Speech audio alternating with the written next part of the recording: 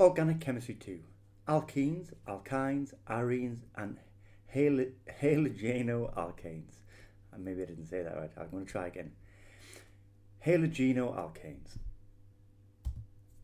Essential idea. Organic chemistry focuses on the chemistry of compounds containing carbon. The nature of science. Serendipity in scientific discoveries, such as PTFE and superglue.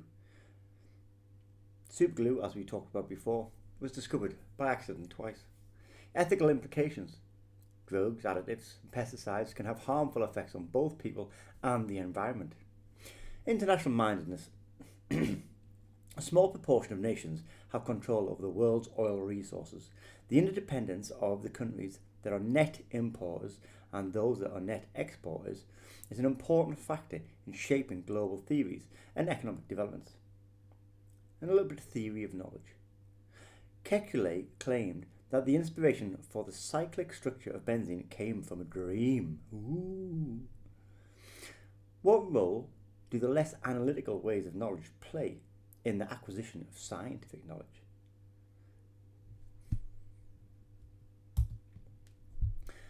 A bit of a recap from last presentation.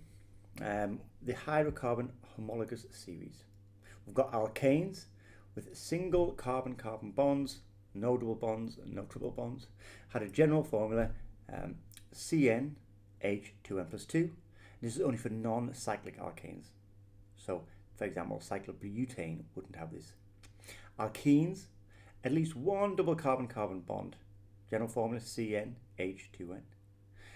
Again, non-cyclic, and only if one double bond is present. If there's two double bonds, this wouldn't work. And alkynes, at least one triple carbon-carbon bond. General formula CnH2n minus 2. And again, non-cyclic, and only if one triple bond is present. If I had more triple bonds, or if it was cyclic, then the formula no longer works. Another bit of a recap. Remember we talked about the IUPAC nomenclature rules. Names of all hydrocarbons include a stem, the bit at the beginning, and a suffix, the bit at the end. And we had ane, ene, and ine for the alkanes, alkenes, or alkynes. And we know meth, eth, pro, but. You can remember this with thinking about that monkey eating the peeled banana. And you really want to become familiar with all of these. Okay? Most definitely up to oct, and there's certainly no harm in knowing these four as well. The suffix tells you the homologous series. And so the bit at the beginning tells you how many carbons in the longest chain. The bit at the end tells you whether it's an alkane, alkene, and alkyne. Here are some simplified examples. I want you to press pause, and really press pause, because remember, you only remember things and learn things through struggle. So press pause, give a go at all these. Once you've had a go over them all, then you press play again. Okay. Have a look through, see if you're getting them right. And did you draw this first, cyclobutane? For cyclobutane, you're going to have a carbon, a carbon, a carbon, and a carbon. And you'll notice that it does not fit the formula that we ordinarily have. There are fewer hydrogens in this one. But I'm quite sure, other than that, you got it right. Putting the ine in because it is a alkyne, and putting the pent in because it's 5, for example. Okay, class versus functional groups. There are billions of organic compounds, billions of the things. Chemists need a very clear and organised way to help understand their structures. The first level of organisation is to put organic compound categories with similar structures. So we divide them into different classes. A class is compounds with the same functional group and similar chemical reactivity. So classes are compounds with the same functional group. And if you've got the same functional group, they'll have similar chemical reactivity. And what is a functional group, I hear you say? What is it?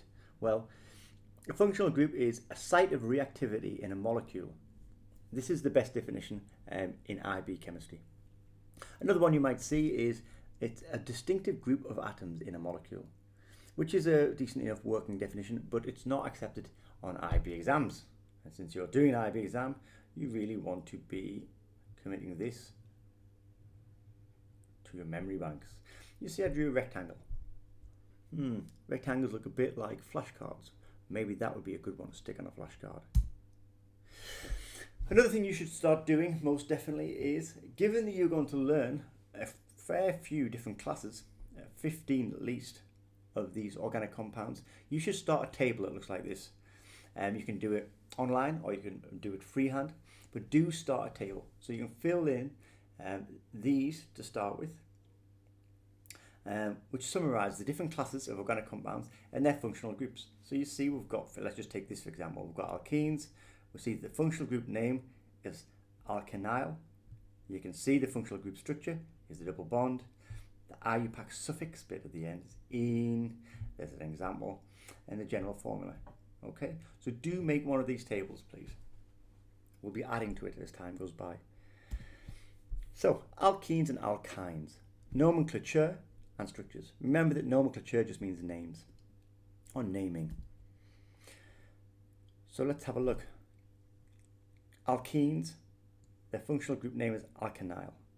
I just a double bond, -ene, and we've got CnH2n. Alkynes, alkenyl. So alkenyl. Oh, some people they say alkynyl, and it really just depends if you're an American or an English person, to be honest. The functional group structure is a triple bond. IUPAC suffix name, -ine, and do make sure you commit that bad boy to memory as well, please. Nomenclature for alkenes and alkynes.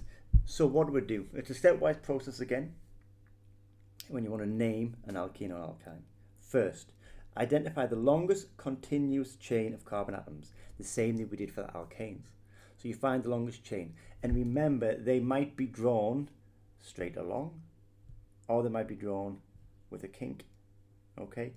They're not always a straight line. The longest chain is not always the most obvious chain, so make sure you find the longest chain before going anywhere further. So you find the stem. Then find the position of the double or triple bond by numbering the carbon atoms from the end closest to the double triple bond. You can see here, there's the double bond, and so let's number them. This is numbered 1 because this carbon is nearest to the double bond. Then you can insert the number of carbon atoms where the double bond starts between the stem and the suffix -ene or -ine. So what do we mean by that? Well, let's do it. So we've got -ene because it's a double bond. We've got hex because there's 1, 2, 3, 4, 5, 6. And we've got the -2 -ene because the ene part starts on carbon number 2. Okay. Have a go at these, please. Press pause. Really press pause. Do it. Press pause. And don't press play again until you've tried really hard at all 4. Okay. So we've got propene. 1, 2, 3. So it's prop. You've got ene. You're saying, I hear you. Why haven't we got prop 1 ene? You never need to write 1. Okay? So if the double bond is on carbon 1, you do not need to write it. What about this one? But 1 ene. Well, we know it's ene because of this double bond. We know it's but here because 1, 2, 3, 4 carbons. And we know it's 1 ene because it's on carbon 1. And I can hear you say, 1 minute, you just said over here that we didn't need to put 1 here. Well, think about this. If this double bond was here instead, and I'm just going to change colour. If the double bond was there instead, this would be carbon 1, that'd be carbon 2, that'd be carbon 3. Okay? So this would still be called prop-1-ene. It would be the same thing. It can only be prop-1-ene. And because it can only be prop-1-ene, we don't write the 1. This, however, could have a double bond here instead. That would make it but-2-ene. It would be a different molecule.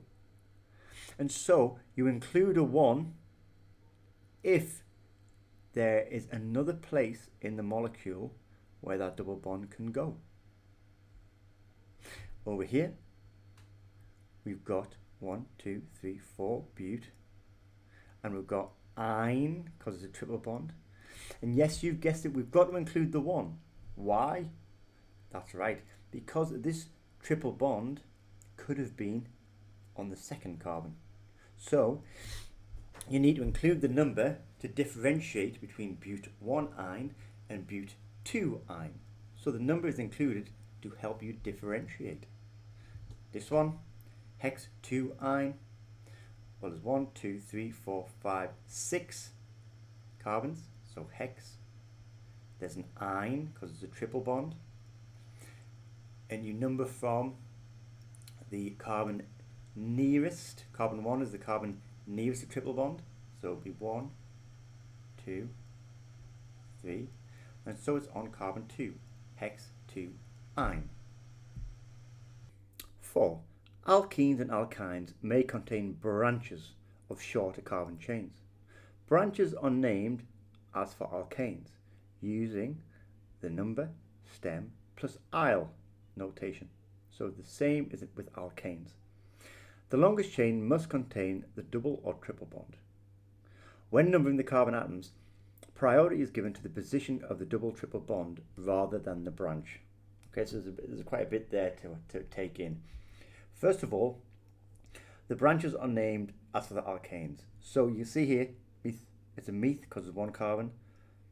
So it's methyl, and the number would be whichever numbered carbon this is. The longest chain must contain the double triple bond. So it's got to, in this case, it's very straightforward. It's just along there. There's 1, 2, 3, 4, 5. You couldn't go 1, 2, 3, 4. Okay, and I know that's less, but imagine there was 5. You wouldn't use the longest chain being the chain of carbons without the double bond.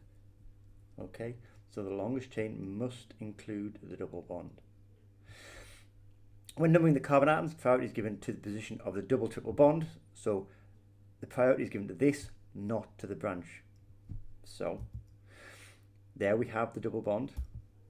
There we've got the branch. Priority is given to this double triple bond. So we number from carbon 1 here. So we've got 5 carbons, so it's pent. We can see that the double bond is on carbon 1. So it's pent-1-ene. We've got to include the 1 because it could be at other places to differentiate. It could be on different carbons. And finally, we've got to put this branch in.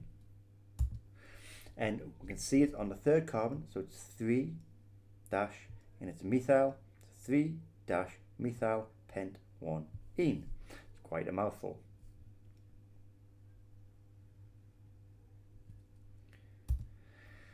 Okay, press pause and try these. Really do. Okay, welcome back. We've got this double bond there. So we can count 1, 2, 3, 4. You could of course count from there if you want to. 1, 2, 3, 4. It's irrelevant. You're just finding the longest chain with the double bond. And so this is but-2-ene. 1, 2, 3, 4, but. Ene, because it's a double bond. 2, because it's on, the double bond is on the second carbon. Now we've got to consider this methyl group. It is on the second carbon, so 2, it's methyl, but-2-ene. Here, we've got the double bond, so we number from the carbon nearest the double bond. we've got 1, 2, 3, 4, 5 carbons. So it's pent 1-ene. We've got to include the number because the double bond could be on other carbons. And now you see we've got not one, but 2 methyls. And if you remember, we write di if you've got 2. So we've got di-methyl. And then they're both on carbon 4, so it's 4, 4 dash di-methyl pent 1-ene. Okay, have a go at that one. Best pause. Welcome back. You've got a triple bond on carbon 3. Look, we're counting from this one. 1, 2, 3, 4, 5, 6, 7. Obviously, we're not going to start counting here because this is not the first carbon in the chain. This is the first carbon in the chain, and this carbon is the end of the chain. It's nearest the triple bond. So 1, 2, 3, 4, 5, 6, 7 hept. The triple bond is on the third carbon, so ine 3, and you can see that we don't have any branches. So that was it. Structural formulas for alkenes and alkynes. Structural formulas for alkenes and alkynes. So we're going to look at complete versus condensed structural formulas as we did for the alkanes. You can see here you've got a CH3 group and you've got a CH3 group there. Then you've got a CH2 group here, so you write CH2 here. Then you've got CH2 there, so you've got CH2 there. Let's do another one. See this written out. We've got CH3 to start with, there. Then we've got a CH and a CH, CH for these 2 carbons. Then you've got CH2, CH2, CH2, CH2, CH2. Sorry, only 2 of them, haven't we? We've got CH2 and CH2, and the final one is a CH3 again there. Over here, we've got hydrogen first, then we've got a carbon and a carbon, so we just write the same thing. Hydrogen, carbon, carbon, for this alkyne. Then you've got the CH3 group at the end, here.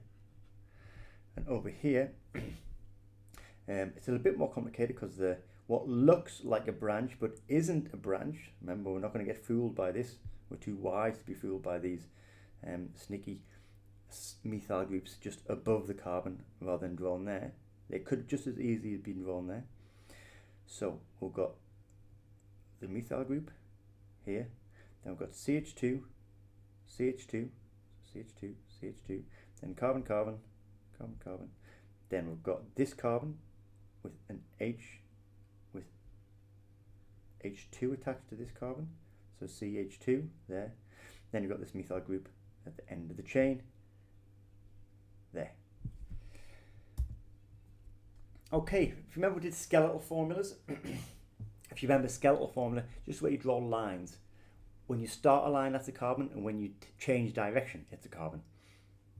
So ethene will be there. You've got carbon, double bond, carbon with hydrogen, hydrogen, hydrogen, hydrogen, and we do not draw the hydrogens, so let's get rid of them.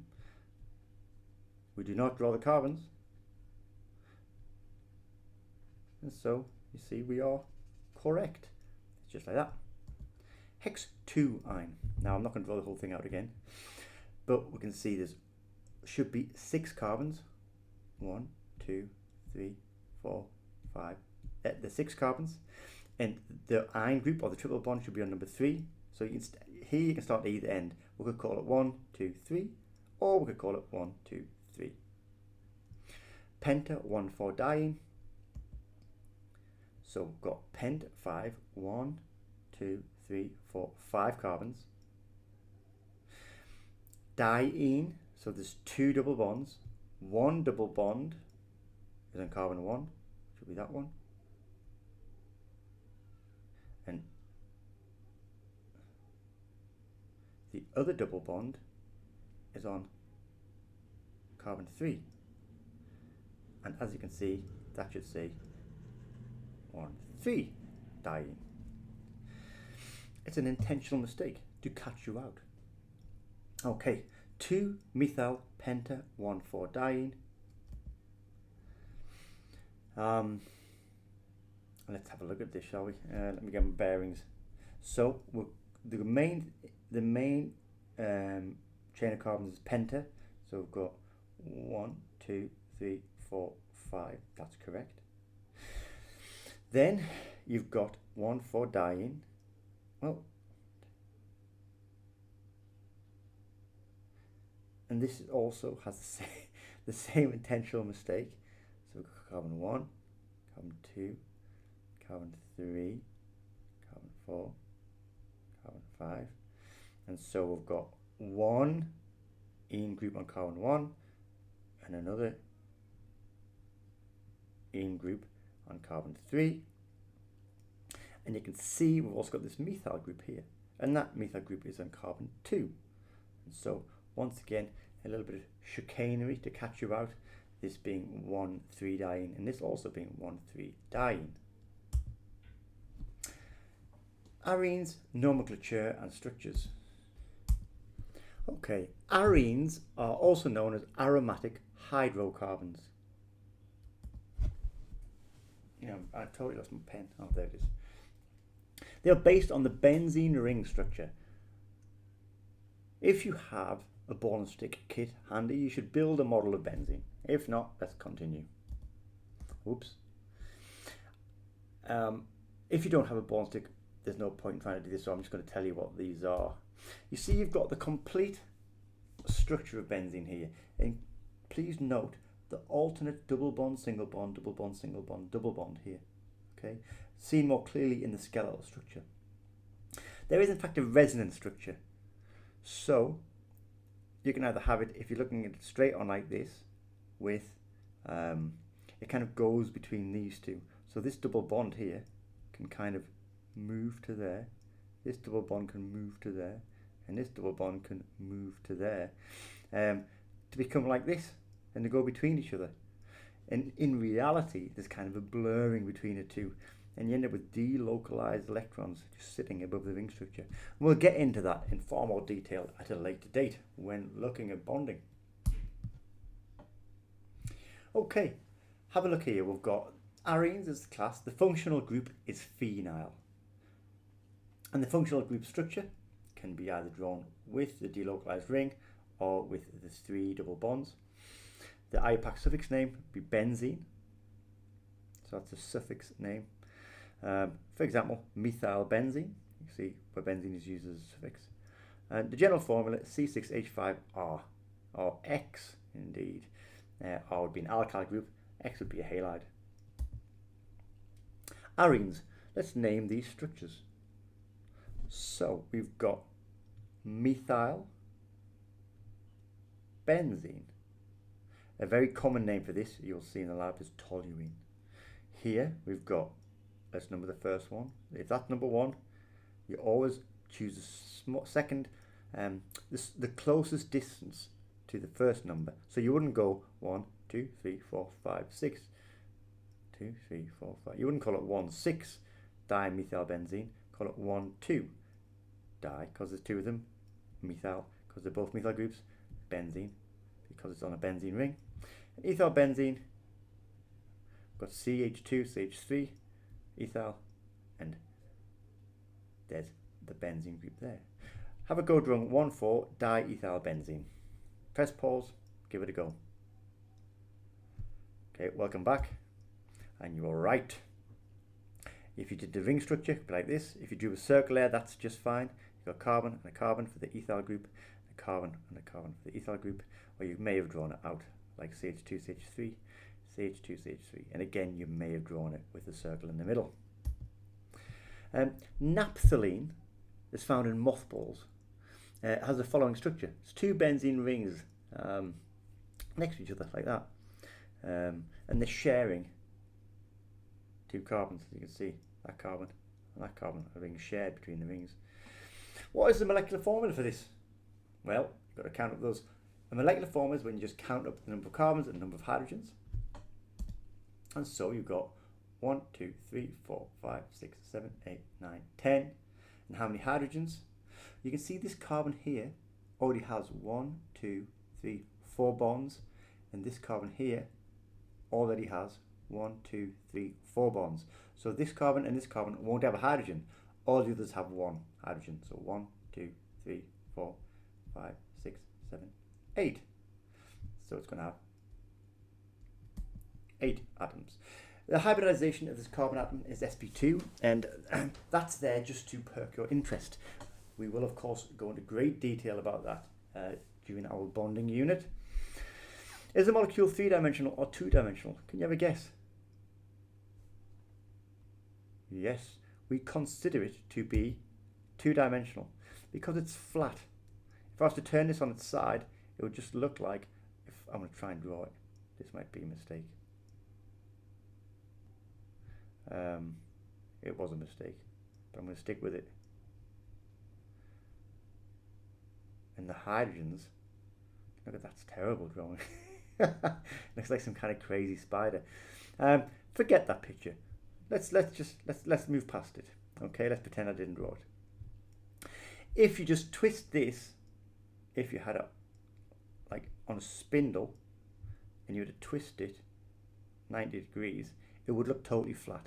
Okay, it would just look like you'd only be able to see this carbon, that carbon, that carbon, that carbon, that carbon. Okay, it would be flat. The hydrogens would be in the plane as well. And dashed lines are used in the representation on the left because we've got delocalized electrons. And I bet you can't wait to find out what all that stuff means. Halogenoalkanes, nomenclature and structures. The halogenoalkanes. This homologous series is also known as the haloalkanes or the alkyl halides.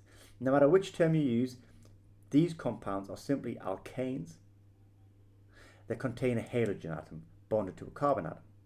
Some halogenoalkanes that you may be familiar with are the chlorofluorocarbons, CFCs, found in refrigerants and aerosols, the ones that cause mayhem in the atmosphere.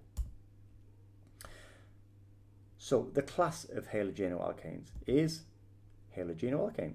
Very easy to remember because it's the title of this page. The functional group is halogeno. The general formula Rx. We use X as replacement for the halides, such as fluorine or chlorine or bromine. So the X represents any halogen atom.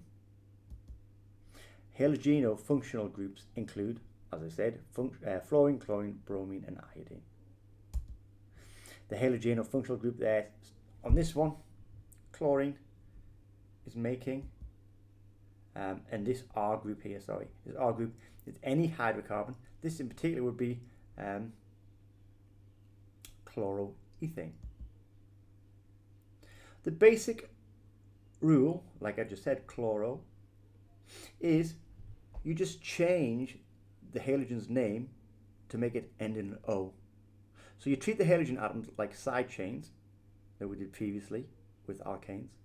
You change the name of the halogen to the halo form. So fluoro, chloro, bromo and iodo indicate the position of the halogen with a number.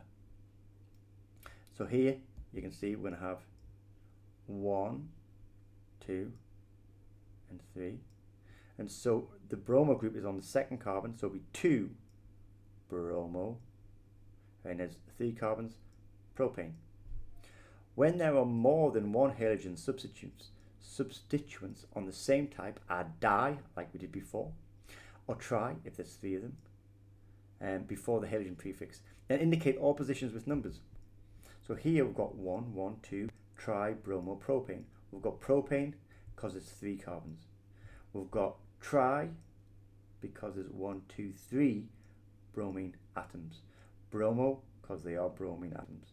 And if we numbered it 1, 2, 3, we've got 2 bromines on the first carbon, so 1, 1, and 1 bromine on the second carbon, 2, 1, 1, 2, tri-bromo-propane. 3. If there are two different halogen substituents on the same molecule, place them in alphabetical order in the name. So here we've got a chlorine, and we've got bromine and a bromine. So it could be 4,5-dibromo-2-chlorohexane, but it isn't. And it isn't because we always want the smallest possible numbers here if you add them up. Oh, sorry about that. You notice that the dibromo from the 2, 3, the dibromos come first because it's alphabetical. And then chloro obviously comes after B, and so it comes afterwards. If you add 2, 3 and 5 together, you get 10. If you add 5, 4 and 2 together, you get 11. So this would be the preferred naming way of doing it. You may think that you can start numbering from either end, since there is a halogen functional group on the second carbon from the left and the right. And when this happens, always look at the numbering system that gives the lowest set of numbers, so you add them up like I just did. Classifying halogenoalkanes. Primary halogenoalkane. The halogen is bonded to a carbon atom that is bonded to one other carbon atom. So, a primary halogenoalkane, the halogen here, is bonded to a carbon, this one, that is bonded to one other carbon atom. So this is a primary halogenoalkane. Secondary halogenoalkanes, the halogen is bonded to a carbon atom, this one, that is bonded to two other carbon atoms.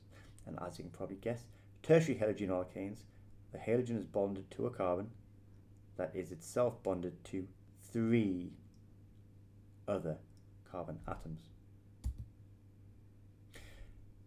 Examples. Name and classify these compounds. Press pause and give it a go. Welcome back. So we've got 2-bromopropane. It's secondary. We've got 1, 2, 3 carbons, propane. We've got bromine, so bromo. It's on the second carbon, so 2-bromopropane. This carbon here is attached to 1, 2 carbons, so it's secondary. 1,2-dichloroethane. We've got 2 carbons, 1, 2.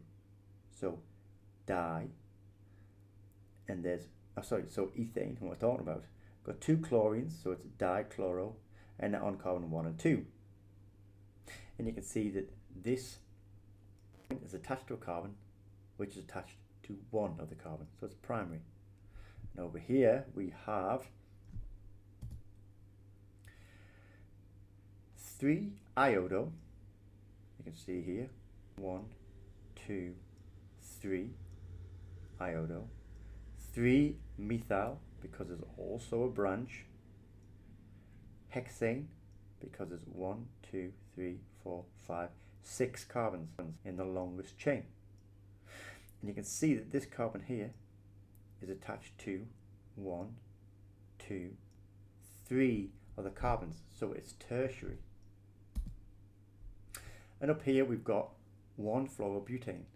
We've got a fluorine here attached to this carbon. So this carbon is attached to 2 hydrogens and 1 fluorine atom. And so this is 1, 1, fluoro, and there's 1, 2, 3, 4 butane. And you can see that this carbon is attached to only one other carbon. This one. Oh, my pen slowed right down. I think my computer's overheating.